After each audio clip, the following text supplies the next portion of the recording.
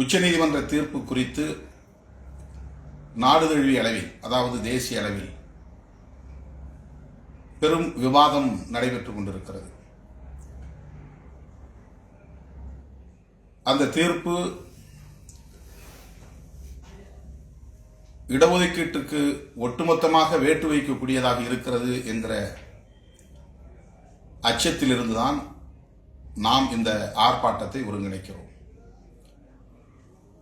மிக முக்கியமாக creamy layer என்கிற ஒரு கருத்து, அது நீதிபதிகள் யாரும் கோராத நிலையில், கோரிக்கை விடுக்காத நிலையில் தங்கள் கருத்துக்களாக பதிவு செய்திருக்கிறார்கள். அதிலும் குறிப்பாக RS கவாய் என்கிற ஒரு தலித் தலைவருடைய மகன் நீதிபதியாக உச்ச நீதிமன்றத்தில் இருக்கிறார். அவரே இந்த கருத்தை அழுத்தமாக பதிவு செய்திருப்பது அதிர்ச்சி அளிக்கிறது. பாரதிய ஜனதா கட்சியில் உள்ள தலித் சமூகங்களை சார்ந்த நாடாளுமன்ற உறுப்பினர்களே இதற்கு கடுமையான எதிர்ப்பை தெரிவித்து பிரதமரை சந்தித்து முறையிட்டிருக்கிறார்கள் என்பது ஒரு செய்தி. நம்முடைய கட்சியின் சார்பில் நானும் தோழர் ரவிக்குமார் அவர்களும் திரு மல்லிகார்ஜுன் கார்கே அவர்களை சந்தித்து ஒரு மனுவை கொடுத்தோம். அம்பேத்கர் சிந்தனையாளர் என்கிற முறையிலே ராம்தாஸ் அத்வாலே அவர்களையும் ராம்விலாஸ் பாஸ்வான் அவர்களின் மகன் சிராக் பாஸ்வான் அவர்களையும் சந்தித்து மனுவை கொடுத்தோம். ஆனால் அவர்கள் அதற்கு முன்னதாகவே பாரதிய ஜனதா அணியில் உள்ள தலைவர்களை எல்லாம் ஒருங்கிணைத்து, நாடாளுமன்ற உறுப்பினர்களை எல்லாம் ஒருங்கிணைத்து உச்சநீதிமன்ற தீர்ப்பு தலித்துகளின் ஒற்றுமைக்கு எதிரானது, இடஒதுக்கீட்டுக்கு எதிரானது, கிரீமி லேயர் கூடாது, மாநில அரசுகளுக்கு அதிகாரம் வழங்குவது கூடாது என்கிற கருத்தை வலியுறுத்தி இருக்கிறார்கள் என்பது அவர்களை சந்தித்த பிறகுதான் நமக்கு தெரிய வந்தது. குறிப்பாக சிராக் பாஸ்வான் அவர்கள் பிரதமரை சந்தித்துவிட்டு வந்த பிறகுதான் நாங்கள் அவரை சந்திக்க நேர்ந்தது. அப்போது அவர் சொன்னார், நாங்கள் ஏற்கனவே பிரதமரை சந்தித்து முறையிட்டு இருக்கிறோம், கூட்டணியில் இருக்கிறோம் என்பதனால் இதையெல்லாம் நாம் வேடிக்கை பார்க்க முடியாது என்பதையும் வலியுறுத்தி இருக்கிறோம், சுட்டிக்காட்டி இருக்கிறோம் என்று எங்களிடத்திலே மனம் திறந்து பேசினார். தமிழ்நாட்டில் அருந்ததியர் சமூகத்தினருக்கென்று 3% இடஒதுக்கீடு உள்ஒதுக்கீடாக வழங்கப்பட்டிருக்கிறது. இந்த உள்ஒதுக்கீடு கிடைப்பதற்கு விடுதலை சிறுத்தைகள் கட்சி மிகப்பெரிய அளவில் பங்களிப்பு செய்திருக்கிறது என்பதை மீண்டும் மீண்டும் நான் வலியுறுத்த விரும்புகிறேன். நேர்மையான அரசியல் புரிதல் உள்ளவர்கள் இதனை ஒப்புக்கொள்வார்கள். அருந்ததியர் சமூகத்தினருக்கான இடஒதுக்கீடு கோரிக்கை நாம் தேர்தல் அரசியல் களத்தில் அடியெடுத்து வைப்பதற்கு முன்பே தென் மாவட்டங்களில் நாம் பணியாற்றிக் கொண்டிருந்த காலத்திலேயே எழுந்த ஒன்றாகும். அப்போதே விடுதலை சிறுத்தைகள் அந்த நிலைப்பாட்டில் உறுதியாக இருந்திருக்கிறோம், தெளிவாகவும் இருந்திருக்கிறோம்.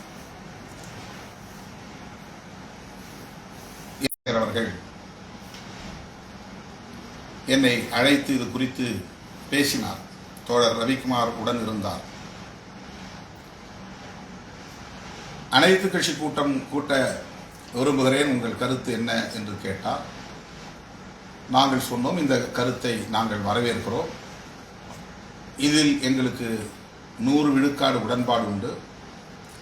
ஆகவே அனைத்து கட்சி கூட்டத்தை உடனடியாக நீங்கள் கூட்ட வேண்டும் என்ற கருத்தை வலியுறுத்தி சொன்னோம். அதன் பிறகுதான் அந்த அனைத்து கட்சி கூட்டம் நடந்தது. அந்த கூட்டத்தில் பிற தலைவர்கள், அம்பேத்கர் இயக்க தலைவர்கள் கடுமையாக எதிர்த்தார்கள். முதல்வர் கலைஞர் அப்போது புதிய தமிழகம் தலைவரை பார்த்து கோபப்பட்டார். இன்னும் சொல்ல போனால் ஒருமையில் பேசினார். இந்த கூட்டத்திற்கு உங்களை அழைத்ததே தவறு என்கிற வகையிலே ஆத்திரம் அடைந்து தனது கண்டனத்தை பதிவு செய்தார். இது யாரும் மறுக்க முடியாத ஒரு உண்மை. விடுதலை சிறுத்தைகளை பொறுத்தவரையில் சமூக நீதி என்கிற கோட்பாட்டில் தெளிவாகவும் உறுதியாகவும் இருக்கிறோம். அது ஒரு குறிப்பிட்ட எல்லைக்குள் தேங்கிவிடக் கூடாது, அனைத்து தரப்பாரையும் சென்று சேர வேண்டும், அனைவரும் அந்த உரிமையை நுகர வேண்டும் என்பதில் தெளிவாக இருக்கிறோம். அதிலே எந்த தயக்கமும் இல்லை, ஐயமும் இல்லை, குழப்பமும் இல்லை. சிறுத்தைகள் அதற்கு எதிராக இருக்கிறார்கள் என்று அவதூறுகளை பரப்பி வருகிறார்கள். அந்த அவதூறுகளை பொருட்படுத்த வேண்டாம் என்று அப்போதே நான் தோழர்களுக்கு வழிகாட்டுதல் செய்திருக்கிறேன். என்னோடு நெருக்கமாக இருக்கிற அனைவருக்கும் அது தெரியும், உண்மை நிலை புரியும். ஆனால் விடுதலை சிறுத்தைகளின் எழுச்சியை பொறுத்துக் கொள்ள முடியாத சிலர், வளர்ச்சியை சகித்துக் கொள்ள முடியாத சிலர் பல்வேறு முனைகளில் இருந்து காழ்ப்புணர்வின் அடிப்படையில் கசப்பை கக்குகிறார்கள், நச்சை பரப்புகிறார்கள். இப்போதும் அது தொடர்கிறது. இன்றைக்கு அருந்ததியர் சமூகத்தினருக்கு 3 விழுக்காடு இடஒதுக்கீடு நடைமுறையில் இருக்கிறது என்றால் அதிலே விடுதலை சிறுத்தைகளின் பங்கு மகத்தானது என்பதை சட்டமன்ற உறுப்பினராக இருந்தபோது தோழர் ரவிக்குமார் அவர்கள் அதை அழுத்தமாக அங்கே பதிவு செய்திருக்கிறார், வலியுறுத்தியிருக்கிறார். அது அவை குறிப்பிலே இன்றைக்கும் உள்ளது. ஆனால் வெளிப்படையாக எதிர்க்கக்கூடியவர்களை விமர்சிக்காமல் தொடர்ந்து ஆதரித்து வரக்கூடிய விடுதலை சிறுத்தைகளை திட்டமிட்டு விமர்சித்து அவதூறு பரப்பி வருகிறவர்களை பொருட்படுத்த வேண்டாம் என்று என் உயிரின் உயிரான விடுதலை சிறுத்தைகளுக்கு வேண்டுகோள் விடுக்க கடமைப்பட்டிருக்கிறேன். அதை கடந்து செல்ல வேண்டும். அவர்கள் உள்நோக்கத்தோடு அவதூறு பரப்புகிறார்கள். அரசியல் புரிதலோடு அவர்கள் விமர்சனம் வைத்தால் அவர்களோடு நாம் பேசலாம், விளக்கத்தை சொல்லலாம். அரசியல் புரிதல் இன்றி திட்டமிட்டு அவதூறு பரப்பும் உள்நோக்கத்தோடு விமர்சனம் செய்கிற நிலையில் அதை கண்டும் காணாமல் கடந்து செல்வதை தவிர வேறு வழி இல்லை. தமிழ்நாட்டில் இருக்கிற உள்ஒதுக்கீடு என்பது வேறு. ஆந்திரா, தெலுங்கானா போன்ற மாநிலங்களில், பஞ்சாபில் மாநிலத்தில் நடைமுறையில் இருக்கிற கேட்டகரைசேஷன் என்கிற நடைமுறை என்பது வேறு.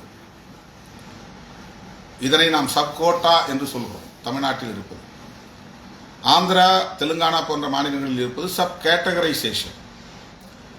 ஒட்டுமொத்த ஷெட்யூல் காஸ்ட், அந்த பட்டியலில் உள்ள சமூகத்தினரை பல்வேறு அளவுகோல்களை வைத்து, பொருளாதார அளவுகோல், அவர்களுக்கு எதிரான ஒடுக்குமுறைகள், அவருடைய பொருளாதார போராட்டங்கள், பொருளாதார நிலையை உயர்த்துவதற்கு எவ்வளவு தூரம் தடைகளை எதிர்கொள்ள நேரிடுகிறது என்கிற போராட்டங்கள் போன்ற அளவுகோல்களை வைத்து ஆந்திராவிலே, ஒருங்கிணைந்த ஆந்திராவிலே 4 குழுக்களாக பிரித்தார்கள். 4 குழுக்களாக பிரித்து மொத்த இடஒதுக்கீட்டையும் 4ஆக பிரிக்கிறார்கள். அதுதான் சப்கேட்டகரைசேஷன். தமிழ்நாட்டிலே மொத்தம் 19 விழுக்காடு, அதுவும் பழங்குடியினரையும் சேர்த்து 18 விழுக்காடு ஷெட்யூல் காஸ்ட் மக்களுக்கானது. மொத்தம் 76 சாதிகள் இதில் உள்ளன. இந்த 76 சாதிகளையும் 3 குழுக்களாகவோ 4 குழுக்களாகவோ தமிழ்நாடு அரசு பிரிக்கவில்லை.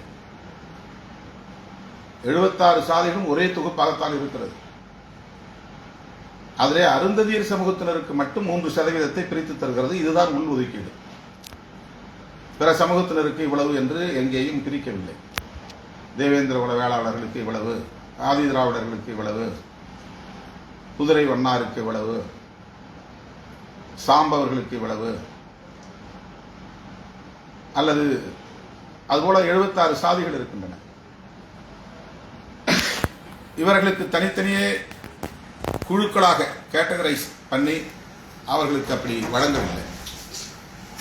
எனவே இது சப்கேட்டகரைசேஷன் என்கிற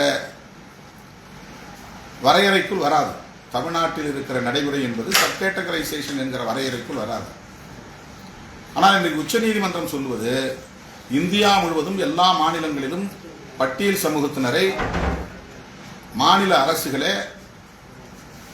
அவர்களின் சூழலுக்கு ஏற்ப 2 குழுக்களாகவோ 3 குழுக்களாகவோ 4 குழுக்களாகவோ பிரித்துக் கொள்ளலாம். பிரித்து அதன் அடிப்படையில் இடஒதுக்கீட்டையும் பங்கிட்டுக் கொடுக்கலாம். இதுதான் உச்சநீதிமன்ற தீர்ப்பு. பீகாரிலே கூட 2 பிரிவுகளாக தலித் மற்றும் மகா தலித் என்று பிரித்து விட்டார்கள். மொத்தத்தையும் இடஒதுக்கீட்டை 10-10ஆக பிரித்து விட்டார்கள். இது ஒரு நிரந்தரமான பிளவு. ஷெட்யூல் காஸ்ட் என்கிற பெயரில் இந்த சமூகம் எந்த காலத்திலும் பின்னால் ஒருங்கிணைய முடியாத ஒரு நிலையை அது ஏற்படுத்திவிடும். இதையெல்லாம் முன்னுணர்ந்துதான் புரட்சியாளர் அம்பேத்கர் அவர்கள் இந்தியா முழுவதும் உள்ள மக்களை அன்டச்சபிலிட்டி அண்ட் டிஸ்கிரிமினேஷன் என்கிற இந்த அளவுகோலை மட்டும் வைத்து அனைவரையும் ஒரே தொகுப்புக்குள் கொண்டு வந்தார். இந்தியா முழுவதும் ஷெட்யூல் காஸ்ட் என்ற ஒற்றை அடையாளத்தின் கீழ் ஒருங்கிணைத்தால் இவர்கள் 30 விழுக்காட்டுக்கு மேல் இந்தியா முழுவதும் இருக்கிறார்கள். கோடிக்கணக்கான மக்கள் தொகை கொண்ட ஒரு சமூகம் என்கிற எண்ணிக்கை பலத்தை இவர்கள் பெறுவார்கள். அதன் மூலம் டெல்லியில் குவிந்து கிடக்கிற அதிகாரத்தை இவர்களால் கைப்பற்ற முடியும் என்பது அவருடைய கனவு திட்டம். மாநில வாரியாக பிரிந்து கிடந்து மாநிலத்திற்குள்ளேயே தனித்தனி சாதிகளாக பிரிந்து கிடந்தால் மாநில அதிகாரத்தையும் தொட முடியாது, டெல்லி அதிகாரத்தை நினைத்து கூட பார்க்க முடியாது. இன்றைக்கு ஷெட்யூல் காஸ்ட் என்கிற பெயரிலே எல்லோரும் ஒருங்கிணைந்தால் 120க்கு மேற்பட்ட எம்பிக்கள், இந்த 120 பேரும் ஒன்று சேர்ந்தால்தான் பிரதமரையே தீர்மானிக்க முடியும். ஆனால் ஒன்று சேர முடியாது. இதற்கு பல்வேறு காரணிகள் இருக்கின்றன.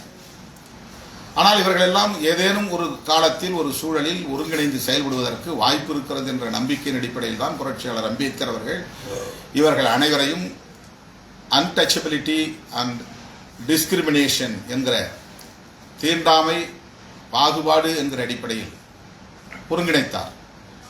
மொழி அடிப்படையிலே நமக்கு வேறுபாடு இருக்கிறது, கலாச்சார அடிப்படையிலே வேறுபாடு இருக்கிறது, உணவு முறையிலும் கூட வேறுபாடு இருக்கிறது. புரட்சியாளர் அம்பேத்கர் மராட்டிய மண்ணை சார்ந்தவர், நாம் தமிழ்நாட்டை சார்ந்தவர்கள்.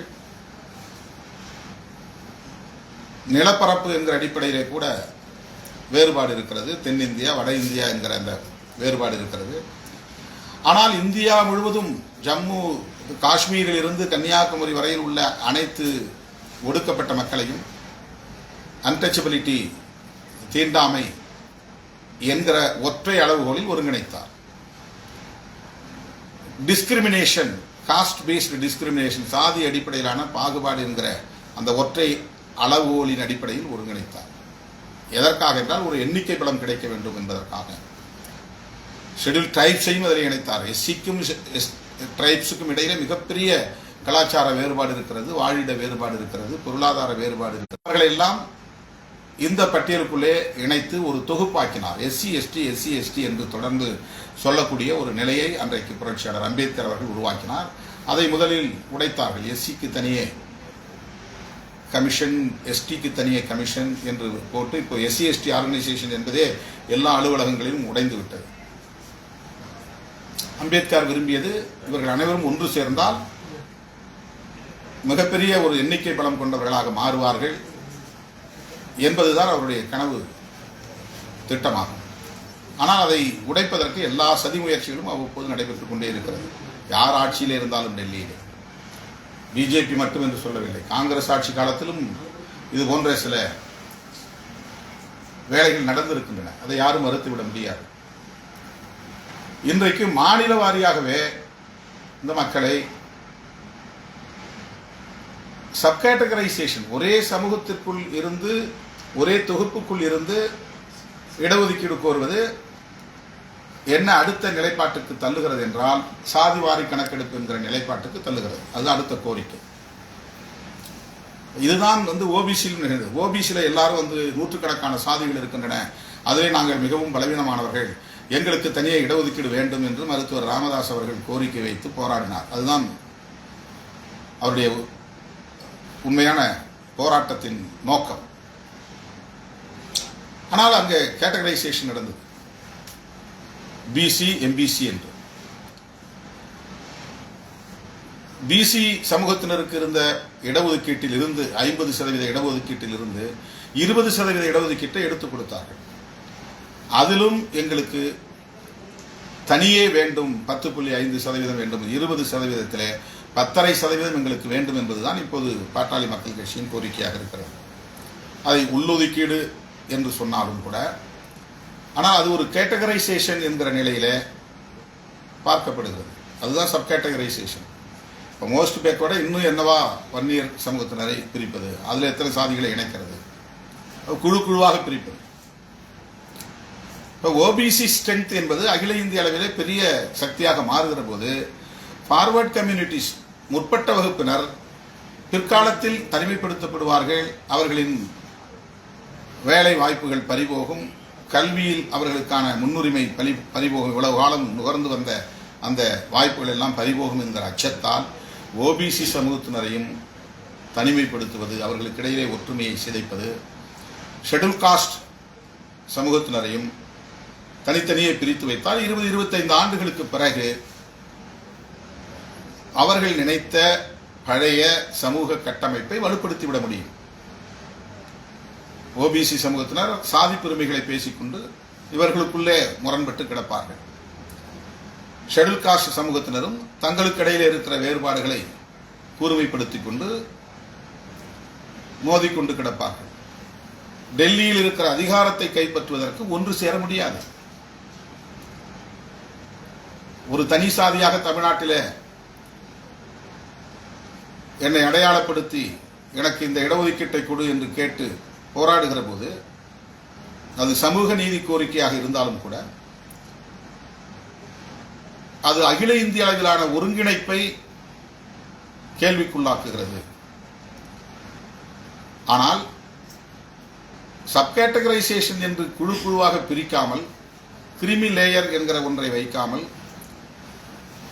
மிகவும் பாதிக்கப்பட்டவர்கள் அவர்களுக்கு இது போய் சேர வேண்டும் என்கிற அடிப்படையில், முன்னுரிமை அடிப்படையில் உள்ஒதுக்கீடு தருவது என்பதை நாம் வரவேற்கிறோம். அந்த ஒற்றுமை சிதையாமல் அது பகிர்ந்தளிக்கப்பட வேண்டும் என்பதை வரவேற்கிறோம். இதை பல முறை நாம் வெளிப்படுத்தியிருக்கிறோம். இப்போது ஓபிசிக்கு இருக்கிற கிரிமி லேயர் முறையை எஸ்சி எஸ்டிக்கும் நடைமுறைப்படுத்தலாம் என்று நீதிபதிகள் கருத்து தெரிவித்திருக்கிறார்கள். ராம்தாஸ் அத்வாலே அவர்களை பார்க்க செல்கிற போது 2 மாணவர்கள் தமிழ்நாட்டில் இருந்து வந்தார்கள். ஐஏஎஸ் படித்து நாங்கள் தேர்ச்சி பெற்றுவிட்டோம், ஆனால் எங்களுக்கு வேலை தர முடியாது என்று யூபிஎஸ்சி சொல்லிவிட்டது என்று சொன்னார்கள். ஏன் என்று கேட்டால் எங்களுடைய வருமான வரம்பு 8 லட்சத்திற்கு மேலே இருக்கிறது ஆண்டு வருமானம். அதனால் தேர்ச்சி பெற்றும் பிரிலிமினரி பாஸ் பண்ணி, மெயின் பாஸ் பண்ணி, இன்டர்வியூ பாஸ் பண்ணி அவர்கள் தகுதி நிலையை பெற்ற பிறகு அவர்களுக்கு அந்த வாய்ப்பு மறுக்கப்படுகிறது. ஏனென்றால் அவருடைய தாய் ஒரு கிளர்க்காக வேலை செய்கிறார். அதனால் அவருடைய ஆண்டு வருமானம் 10 லட்சமாக இருக்கிறது. 10 லட்சமாக இருப்பதனால் உனக்கு அந்த வாய்ப்பு இல்லை. இப்போ இந்த மாதிரி ஒரு ஆஃபீஸ் அசிஸ்டன்ட், ஒரு எல்டிசி, ஒரு கிளர்க், ஒரு கண்டக்டர், ஒரு டிரைவர், இவர்கள் சம்பளம் ஆண்டு வருமானம் என்று வருகிற போது 8 லட்சத்திற்கு மேலே வரும். அவர்கள் பிள்ளைகள் எல்லாம் பின்னால் படிக்க முடியாது, இந்த இடஒதுக்கீட்டையே நுகர முடியாது. ஒரு தலைமுறை தான் தர வேண்டும், ஒரு குடும்பத்திற்கு ஒருவருக்குத்தான் தர வேண்டும் என்றும் உச்சநீதிமன்றம் கருத்து தெரிவிக்கிறது. மேல் உயர்ந்த பதவிகளுக்கு இவர்கள் போக முடியாது. ஒரு முறை நீ அதை நுகர்ந்து விட்டால் இனிமேல் உனக்கு இல்லை, அவ்வளவுதான். என்ட்ரி லெவலில் நீ மோதினா போதும், உனக்கு இடஒதுக்கீடு, அதுக்கு மேலே நீ எங்கேயும் போட்டி போடக்கூடாது. இதெல்லாம் ஒரு பெரிய சதித்திட்டத்துடைய வெளிப்பாடு. இதைத்தான் நாம் கிரிமி லேயர் கூடாது, வருமான வரம்பு வைக்கக்கூடாது, அது ஓபிசிக்கே வைக்கக்கூடாது என்று நாம் போராடுகிறோம். எஸ்சி எஸ்டிக்கு வைப்பதையும் நாம் எதிர்க்கிறோம். எஸ்சி எஸ்டி மக்களை குழு குழுவாக பிரிக்கக்கூடாது, அவர்களை நிரந்தரமாக பிளவுபடுத்திவிடக்கூடாது என்று எதிர்க்கிறோம். எந்த இடத்திலும் சப்கோட்டா என்கிற ஒரே தொகுப்புக்குள் இருக்கிற சமூகத்தினருக்கு ஒரு குறிப்பிட்ட சதவீதத்தை வழங்குகிற போது அது சமூக நீதியின் பரவலாக்கம் என்கிற அடிப்படையில் புரிந்து கொள்கிறோம். அதை வரவேற்பது மட்டுமில்லாமல் அதை ஊக்கப்படுத்துகிறோம். அந்த தொகுப்பிலே, ஒரே சமூக தொகுப்பிலே அவர்கள் இருக்க வேண்டும், அவர்களை நிரந்தரமாக பிளவுபடுத்தி விடக்கூடாது.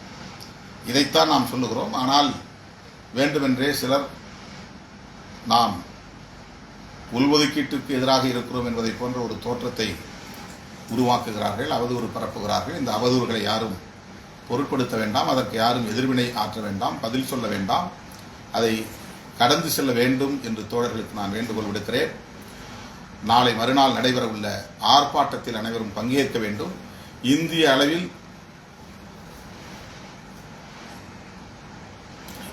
அளவில் ஷெட்யூல் காஸ்ட் பட்டியல் சமூகத்தினரின் ஒற்றுமை முக்கியமானது. இடஒதுக்கீடு கிரிமி லேயர் வந்தால் இடஒதுக்கீடு இல்லாமல் போய்விடும், அவ்வளவுதான். 25 வருஷத்துக்கு 30 வருஷத்துக்கு பின்னாலே கிரிமி லேயர் தீவிரப்படுத்தப்பட்டால் அது டைலூட் ஆயிரும். சமூக நீதிங்கிறதே டைலூட் ஆயிரும், யாருக்குமே இருக்காது. எந்த சமூகத்தினரும் இடஒதுக்கீட்டை பயன்படுத்திக் கொள்ள முடியாது. ஒரு பெரிய ஆபத்து என்பதை நாம் உணர வேண்டும். இதுவெல்லாம் RSS உள்ளிட்ட சனாதன சக்திகளின் ரொம்ப சாதுரியமான சதி திட்டங்கள். இதைத்தான் நாம் எதிர்க்க வேண்டும், இதைத்தான் அம்பலப்படுத்த வேண்டும், இதற்காகத்தான் போராட வேண்டும் என்று நாம் அறிவிப்பு செய்திருக்கிறோம். இதனை தோழர்கள், இயக்க தோழர்கள் புரிந்து கொள்ள வேண்டும். உங்களுடைய புரிதலுக்காக இந்த விளக்கத்தை நான் அளித்திருக்கிறேன். நாளை மறுநாள் ஆர்ப்பாட்டத்தில் சந்திப்போம். ஆகஸ்ட் 17 விழுப்புரத்திலே நிகழ்ச்சி நடக்கிறது, 16 சென்னையிலும். விழுப்புரத்திலே ஒருங்கிணைந்த விடுதலை சிறுத்தைகள் தோழர் ரவிக்குமார் முன்முயற்சியில் 200 சவரன் பொற்காசுகள் வழங்குகிற விழாவாக அந்த விழாவை ஒருங்கிணைக்கிறார்கள். அதிலே தோழமை கட்சி தலைவர்கள் எல்லாம் பங்கேற்று வாழ்த்துரை வழங்க இருக்கிறார்கள். எனவே 2 நாள் நிகழ்ச்சியிலும் தோழர்கள் பங்கேற்று அதனை சிறப்பிக்க வேண்டும் என்று கேட்டுக்கொள்கிறேன். இந்த நிகழ்ச்சிக்கு பிறகு மது மற்றும் போதை ஒழிப்பு விழிப்புணர்வு பரப்புரையை மண்டல வாரியாக நான் மேற்கொள்ள இருக்கிறேன் என்பதை மீண்டும் ஒரு முறை பதிவு செய்து இந்த அளவிலே முடிக்கிறேன். நன்றி, வணக்கம்.